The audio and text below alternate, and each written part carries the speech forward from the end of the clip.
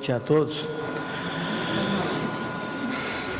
No livro O Céu e o Inferno, um dos livros extremamente importantes da obra de Kardec, existe uma coletânea de mensagens onde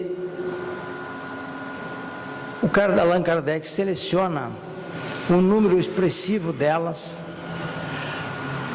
de espíritos de toda ordem, espíritos felizes, espíritos infelizes, espíritos endurecidos, espíritos medianos, espíritos de todo tipo, onde, se nós quisermos aprender, conhecer, digamos, uma certa tipologia dos espíritos, nós vamos ter e vamos poder aprender muito nessa obra. Uma obra basicamente onde fica posta a posição espírita de que, por piores ou mais imperfeito que nós sejamos ou nós formos no processo da evolução, certamente todos nós um dia atingiremos o pico da evolução. Então, nós escolhemos uma mensagem bastante interessante, denominada da Condessa Paula, uma evocação que foi feita à época da Condessa Paula, onde ela figura entre os espíritos felizes. Quando desencarnou, então, ela estava plena de felicidade, certamente a felicidade que todos nós buscamos no processo da evolução. E claro que tem uma série de características que essa mensagem nos dá, e ensinamentos importantes, porque quando nós vemos uma pessoa cheia de sucesso, cheia de brilho, nós, de fato, gostaríamos de ser igual a essa pessoa, para não falarmos que nós temos muitas vezes inveja dessas pessoas altamente bem-sucedidas, essas pessoas iluminadas, essas pessoas realmente bondosas, essas pessoas onde nada parece dar errado, tudo dá certo, tudo que a pessoa faz é uma maravilha, tem um aplauso das pessoas. Então, quando nós nos deparamos com pessoas assim, claro que a doutrina espírita nos dá um arsenal de argumentos para nós entendermos de que forma e que maneira essa pessoa está ali. E se principalmente a pergunta que nós costumamos fazer, mesmo que não a pronunciemos, e principalmente após conhecermos um pouco da doutrina espírita, mas como isto é justo? De que maneira essa pessoa tem tanto sucesso? Porque eu que me esforço, eu que tenho tantas dificuldades, eu que faço as coisas certas, realmente a vida me parece tantas vezes adversa. Então nós perguntamos, nós indagamos, e claro que em última análise estamos perguntando à lei maior se há ou não há de fato justiça, que é o que de fato nós buscamos no processo da compreensão de qualquer mecânica de evolução. Se há Deus ou se não há Deus, se Deus é a inteligência suprema e a causa primária de todas as coisas. E quando nós entendemos esse conceito que foi expresso por Allan Kardec, primeiro inteligência, depois causa primária, que tem toda uma lógica, nós vamos perguntando mais coisas, mas de fato Deus é soberanamente justo e bom? Todos nós, se perguntarmos, nós iremos responder provavelmente afirmativamente. Mas eu pergunto, se nós, e quando estamos em impasses da nossa vida, problemas que ocorrem na nossa existência, adversidades, maldades que nós encontramos, traições que nós temos, muitas vezes, de pessoas que nunca esperávamos, se de fato nós conseguimos manter de uma forma segura, de uma forma muito elaborada, este atributo de Deus. Deus é soberanamente justo e soberanamente bom. Porque quando eu estou nos impasses, quando eu estou em dificuldades, na minha interioridade há sempre uma pergunta: será que isso é justo? Será que pode isso? Será que de fato Deus faz a justiça? Será que tudo isso não pode ser uma criação das pessoas? Então, quando nós nos deparamos primeiramente com a ideia de Deus como a inteligência primária, suprema causa primária de todas as coisas, nesse primeiro atributo, soberanamente justo e bom, nós também só podemos entender que há esta inteligência suprema se ele for soberanamente justo e bom. Então, num argumento não, digamos, mais raso, nós teríamos que introjetar um conhecimento, algo dentro de nós, que se Deus é soberanamente justo e bom, em relação a nós, não pode haver injustiça. Em relação a nós, não pode nós acharmos que Deus está se esquecendo de nós, como muitas vezes nós achamos quando acontecem as grandes dificuldades. Então, é um fato, essas premissas, essa argumentação, nós precisamos ter ela muito bem consolidada, muito elaborada em nossa estrutura emocional, espiritual e psíquica, para fazermos o enfrentamento com equilíbrio das nossas dificuldades. Nós precisamos entender o mecanismo da resignação, nós precisamos entender a inadequação da revolta, porque quando nós nos revoltamos, nós estamos indo em contrário a esse argumento, a esse atributo que Deus é soberanamente justo e bom.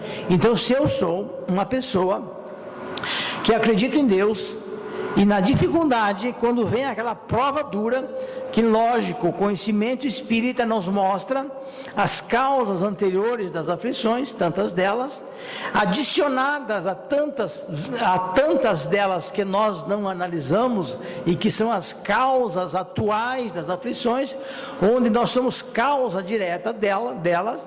Então, quando acontece a adversidade ou a prova definitiva que tantas vezes nós pedimos, muitas vezes nós nos revoltamos. Deus, claro, inteligência suprema, soberanamente justo e bom, não vai ficar bravo conosco. Eu não preciso ficar com culpa porque eu me revoltei. Mas, no entanto, eu preciso ficar preocupado porque eu não entendi o processo da lei. Na medida em que eu me revolto, eu não entendi como é que a lei funciona, porque é como se eu estivesse dizendo para a lei, para Deus: olha, Deus, na verdade, eu sou revoltado e você não está vendo aqui que eu estou sendo injustiçado. Então, são digamos assim, essa lógica, que a doutrina espírita nos ensina a refletir e nos ensina a raciocinar. É muito importante nós dominarmos esses tipos de conceitos, porque quando nós os tivermos introjetados e nós não entendermos, digamos, uma grande adversidade, e elas acontecem efetivamente em nossas vidas, e eu não entender essa diversidade, eu, pelo menos, em não a entendendo, eu devo dizer, pelo menos em termos macro, em termos da justiça divina, eu não estou sendo um injustiçado. Portanto, eu é que tenho que aprender como fazer o enfrentamento e a maturação nesse processo onde eu estou me sentindo injustiçado. Na verdade, eu não estou entendendo o processo e o ensinamento que a lei me quer dar. Então, basicamente, nós que estamos estudando a doutrina espírita, que aliás a doutrina espírita é uma doutrina que ela se fundamenta no estudo e na reflexão. Nós precisamos muito disso, porque como viemos nesta encarnação com um certo nível intelectual, todos nós aqui em tese somos alfabetizados, nós precisamos fazer a reflexão dos conceitos. E os conceitos, eles têm uma grande importância, porque eles não são somente no plano da teoria, eles são no plano da vivência e da experiência prática. Na medida em que, por exemplo, se eu tiver bem conceituada a ideia de Deus em minha estrutura emocional, se eu tiver bem estruturado, quando vem a adversidade, eu vou ter mais equilíbrio pessoal, emocional, psicológico, não vou me revoltar, vou me afinizar muito bem com os espíritos amigos, eles terão a liberdade de me transmitir a boa orientação, eu vou receber a boa orientação espiritual, na medida em que eu estou me conectando à presença divina. Agora, se eu não tiver desmontado o conceito que trago de tantas encarnações, nós sabemos que aconteceu para todos nós, ou para muitos de nós, o conceito que Deus é aquele ser punitivo, como se fosse uma pessoa que estivesse fazendo nós pagarmos na linguagem comum, certamente então eu não entendi o processo, eu não consegui sentir a realidade dessa lei, que ela é imanente, que ela está em todos nós, e que a reflexão permanente sobre ela nos faz dar a conexão. Quer dizer, essa conexão tem um sentido prático.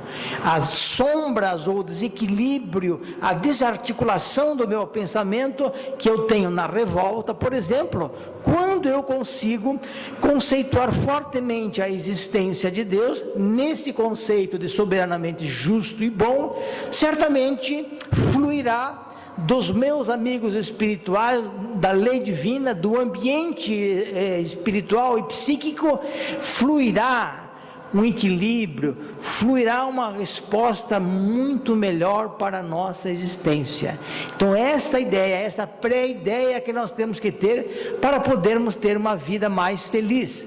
E na medida que nós conseguirmos absorver esse conteúdo da espiritualidade, porque quando nós absorvermos esse conteúdo da espiritualidade, certamente a minha bondade, ela será mais espontânea, ela não será algo onde eu venha e precise forçá-la, aquela bondade que eu tenha que realmente buscar elementos para aparecer bom. Eu serei a pessoa boa, na medida em que eu vou entender, inclusive, que o erro, o equívoco do outro, mesmo a agressão tantas vezes, é um produto da sua espiritualidade, que ainda é um ser que não iluminou o seu espírito. Então, essa base de Deus é muito importante. Então, eu fiz toda essa introdução, naturalmente, para falar do espírito feliz, um espírito que certamente nós vamos ver ao final da mensagem,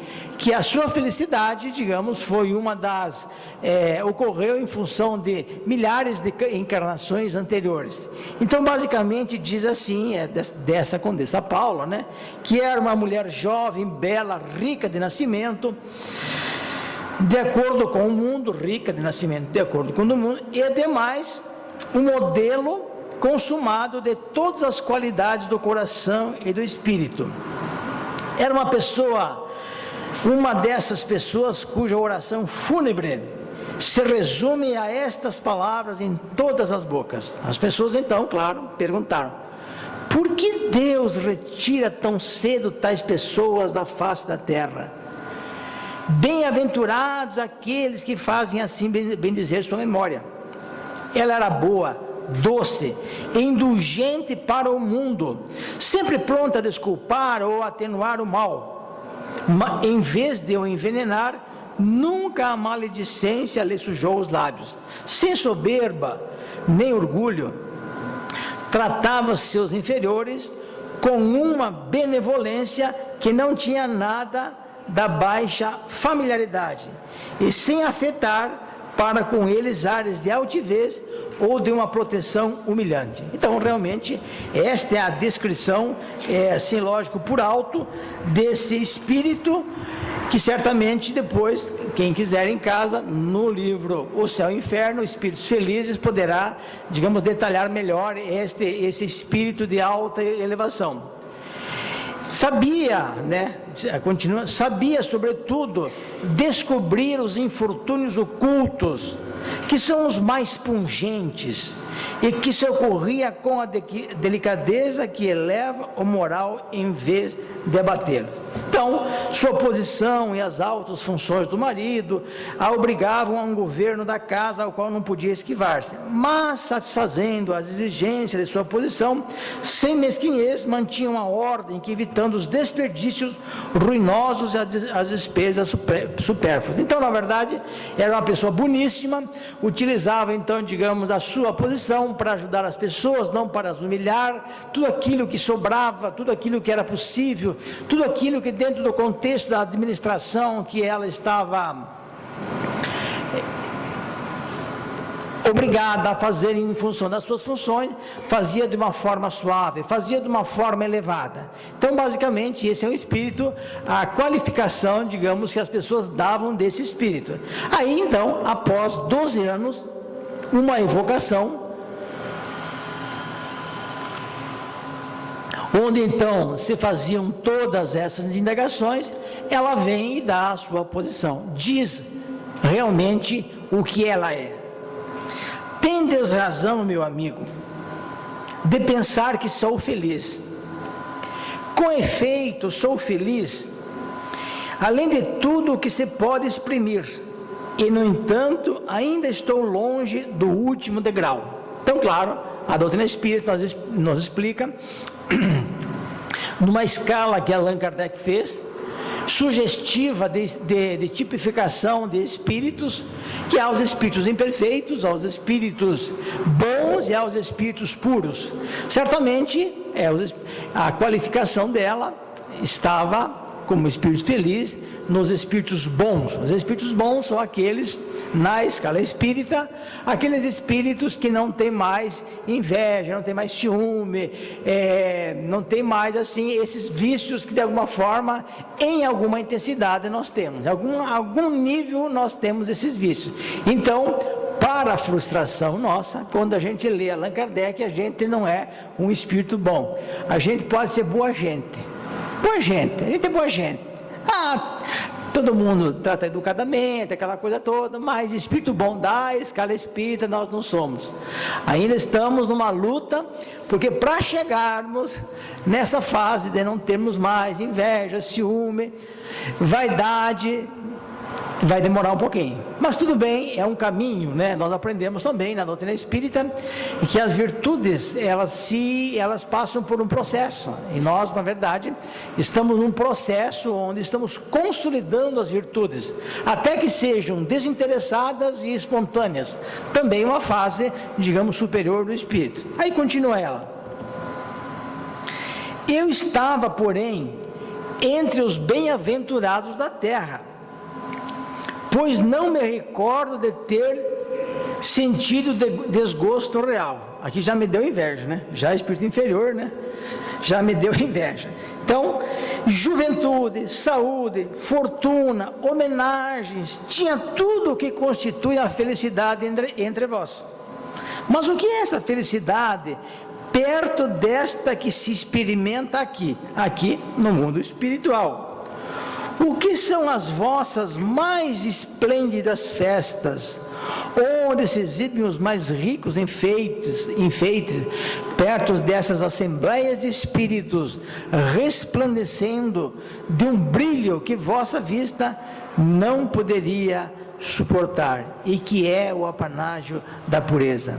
O que são os vossos palácios e vossos salões dourados, perto dessas moradas aéreas, dos vastos campos do espaço, matizados de cores que fariam empalidecer o arco-íris. Então, toda uma descrição belíssima, né?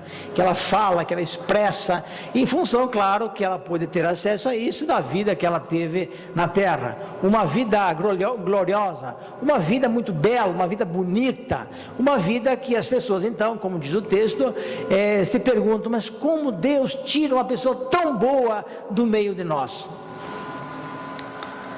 E aí, o que são os vossos passeios vagarosos em vossos parques, perto das corridas, através da imensidão, mais rápidas do que o raio?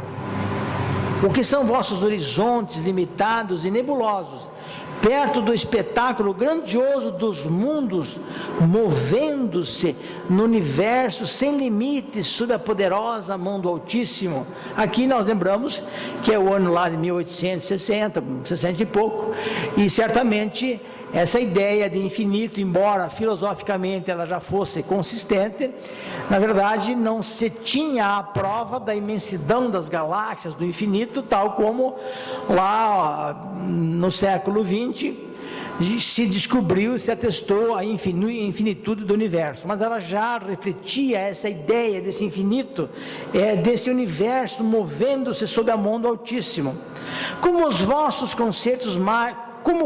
concertos mais melodiosos são tristes e agudos perto dessa suave harmonia que faz vibrar os fluidos do éter e todas as fibras da alma. É toda uma poesia que ela coloca, é todo algo assim transcendente, que nós na verdade não conseguimos assim exatamente sentir claramente, porque não estamos lá, mas nós antevemos algo belíssimo, algo realmente que vem do resultado de alguém que teve uma alma totalmente fortalecida no processo da evolução. Nós vamos sentir que na verdade não era um espírito frágil, não era um espírito que não lutou ao longo das suas encarnações. Nós entendemos que nada é de graça no processo da evolução, que nós atingiremos o apanágio através da nossa ação.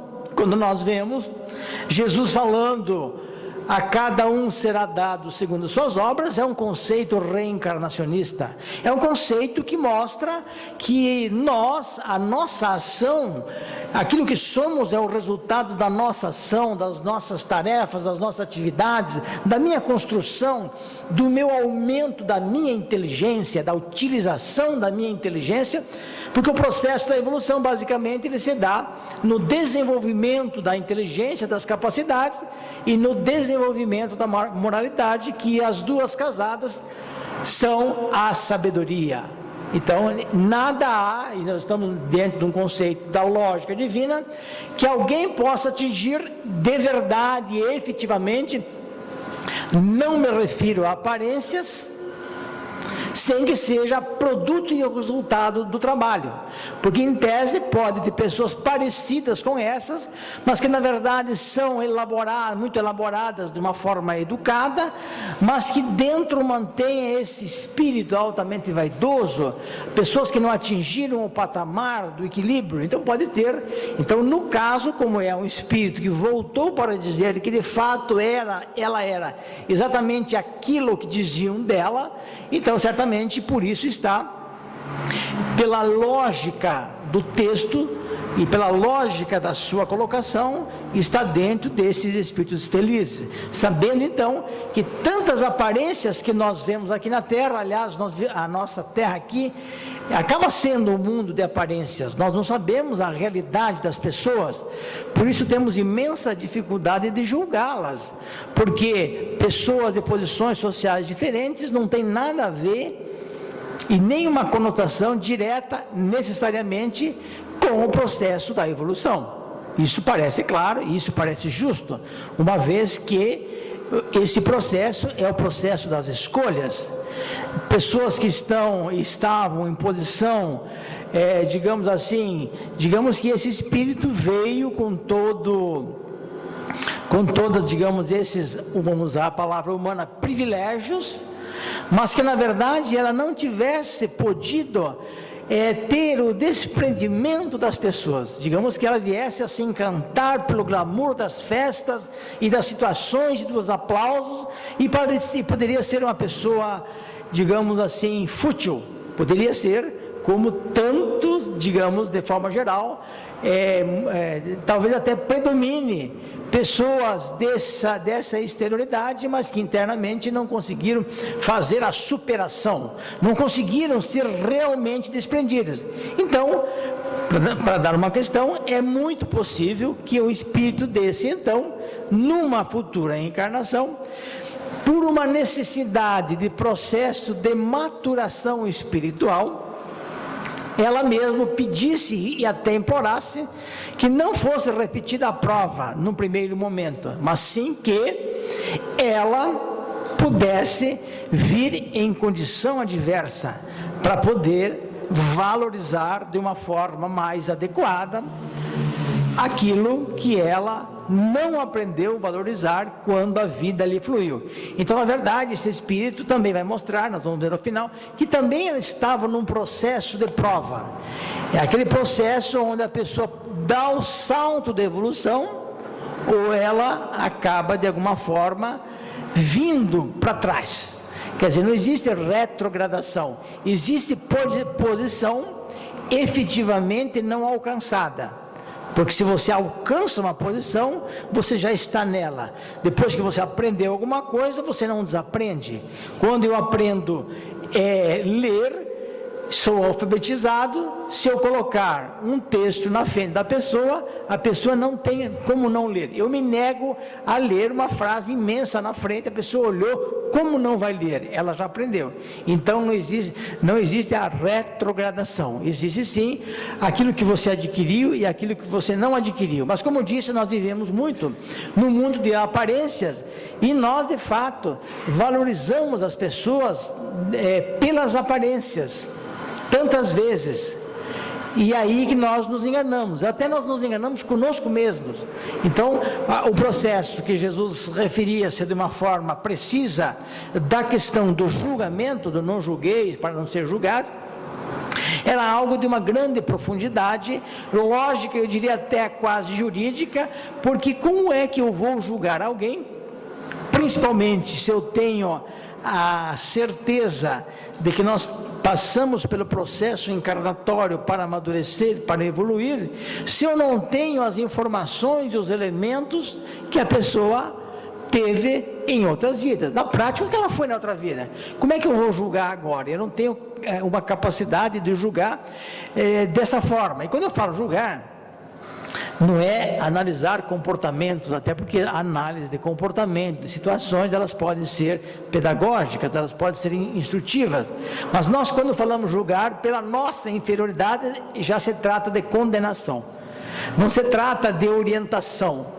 A gente já julga condenando, a gente já dá uma sentença correta, irrecorrível, a gente já acha que a nossa condenação, ela é uma sentença, não tem recurso. Então aí que nós nos enganamos profundamente, porque qualquer pessoa em sua área que fosse, só pode fazer uma avaliação adequada, só pode precisar dar um diagnóstico, seja no campo da matéria, muito mais no campo do espírito, onde há uma certa sutilidade, se nós temos conhecimento de causa, e nós não temos conhecimento de causa nem da nossa história passada, felizmente, porque no nosso processo de evolução, se nós tivéssemos a informação daquilo que fomos, teríamos muitos desconfortos e talvez, possivelmente, não teríamos estrutura emocional e psicológica para enfrentar as situações adversas em que nós nos encontramos, que eu tenha sido muito rico, muito pobre,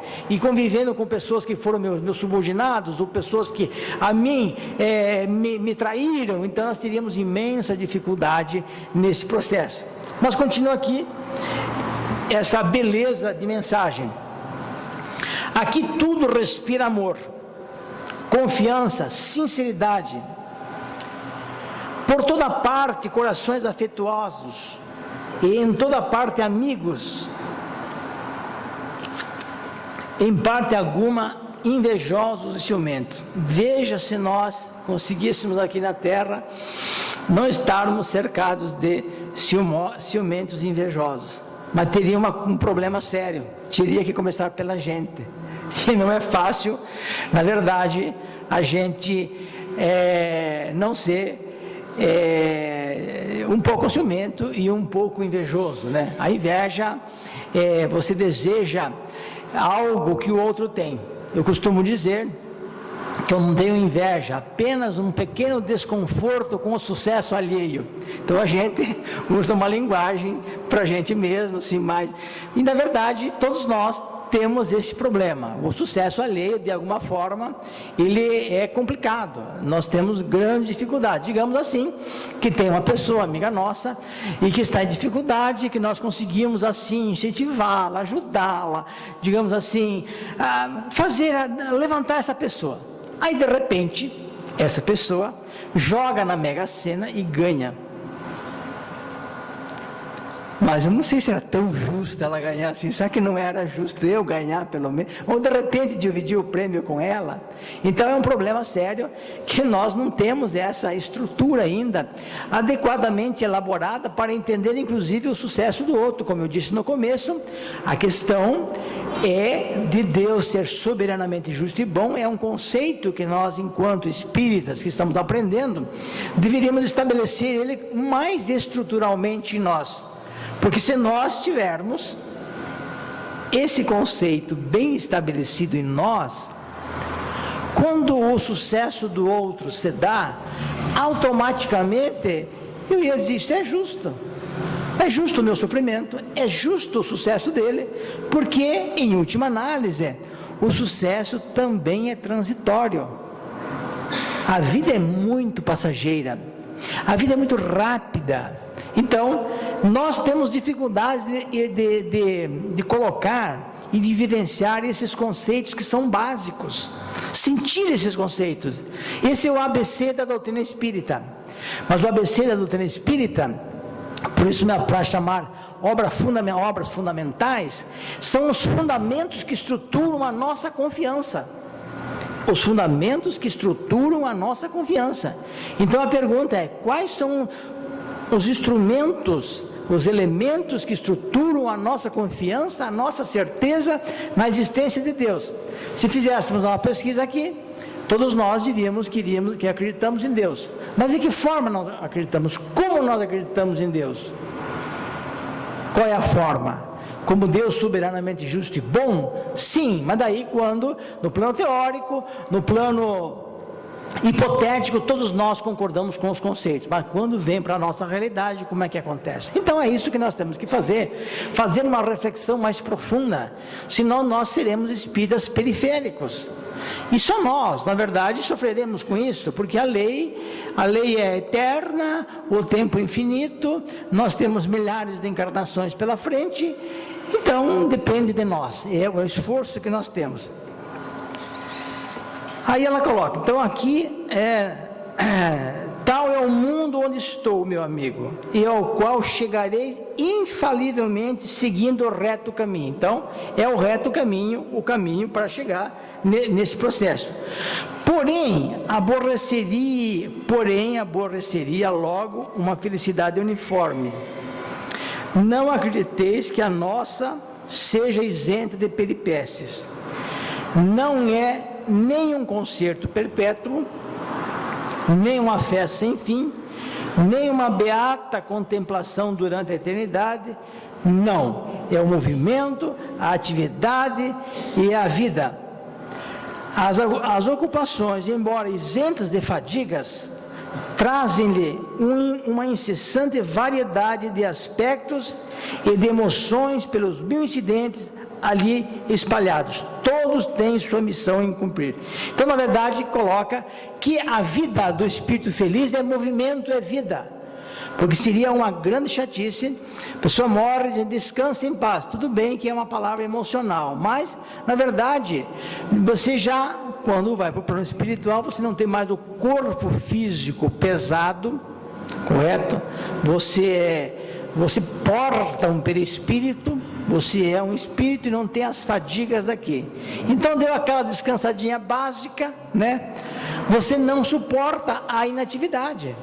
É movimento, é vida, mas sem aquela coisa de nós aquela sofreguidão de estarmos querendo, com aquela ansiedade doentia que muitas vezes nós temos aqui na terra. Não, é movimento, é atividade, é vida, é alegria, é felicidade. Então essa ideia é do espírito feliz. Daí ela chega, como eu falei, aí qual a razão e como ela pôde chegar lá?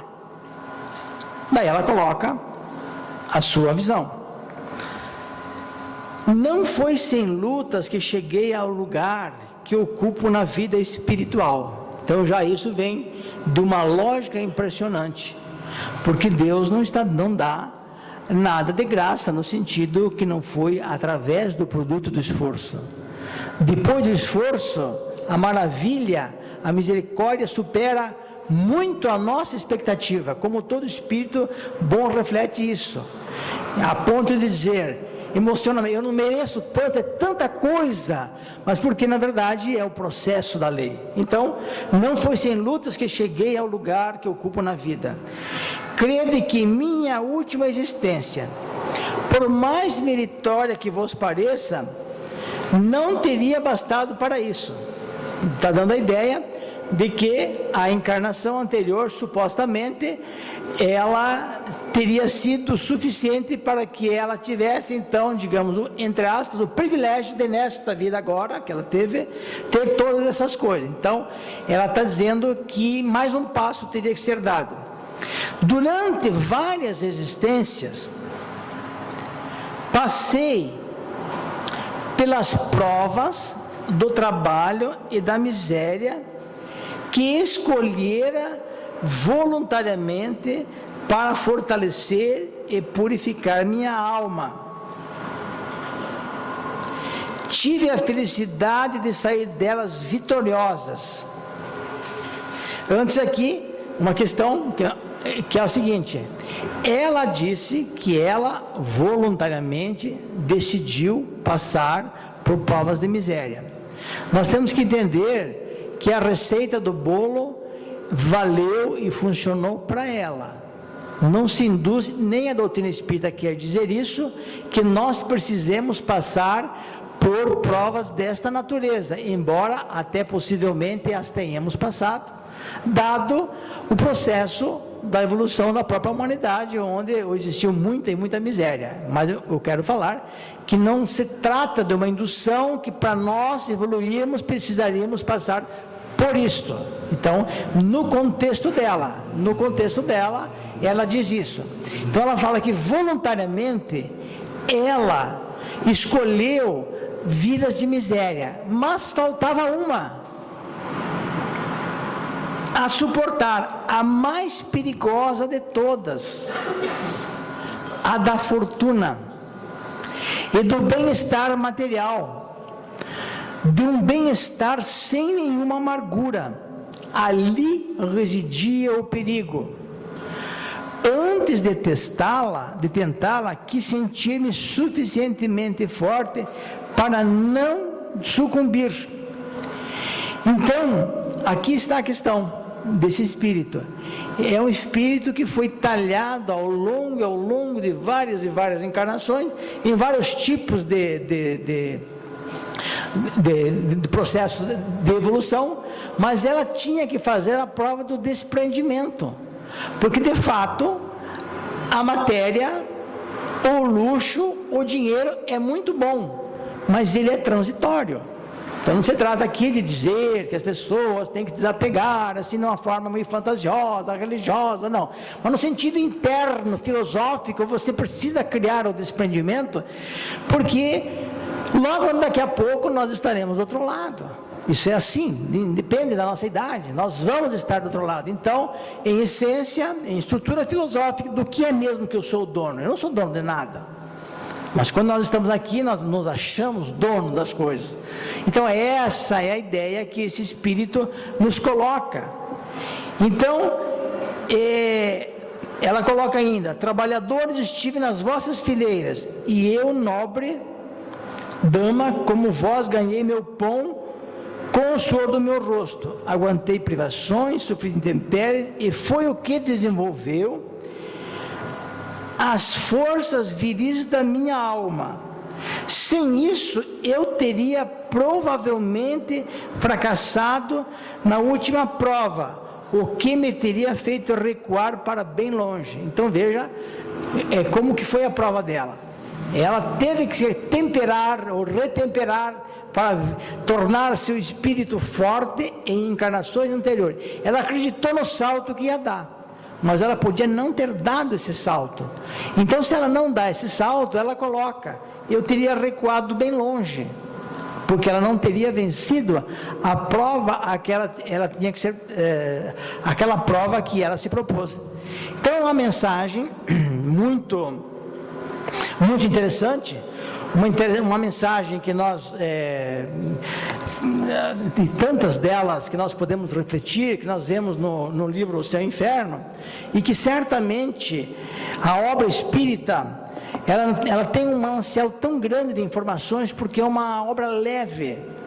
Ela não é uma obra que determina comportamentos, diz o que você tem que fazer, ou o que você não tem que fazer. É uma doutrina de liberdade, é uma doutrina de livre opção.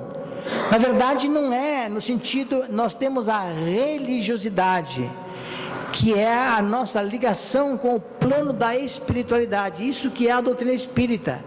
Então, esta reflexão, a doutrina espírita nos dá, e nós ficamos e somos convidados a estudar esta obra maravilhosa,